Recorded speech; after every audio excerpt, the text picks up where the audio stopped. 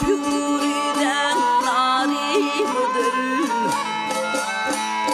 Ya döklen tayımsın, ya da güneş nuri mıdır?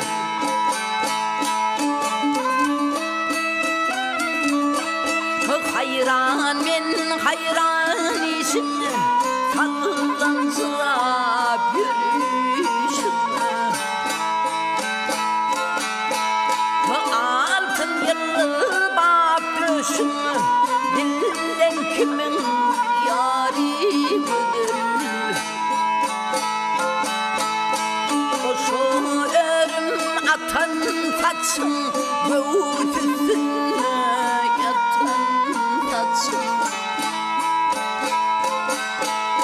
Topuğuma düşen saçın misli dağım mari mıdır?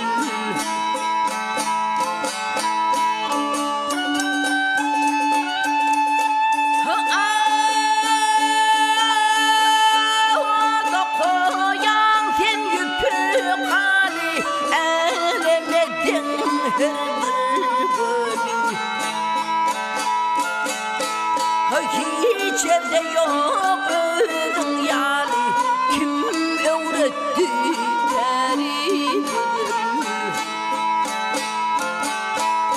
Görküm günerin acayip, birdim faklan bulmayıp. Taşla gitsin gayri sayıp, yanırırsın mani güdür. Ellerine güller bitsin, dillerine ballar bitsin.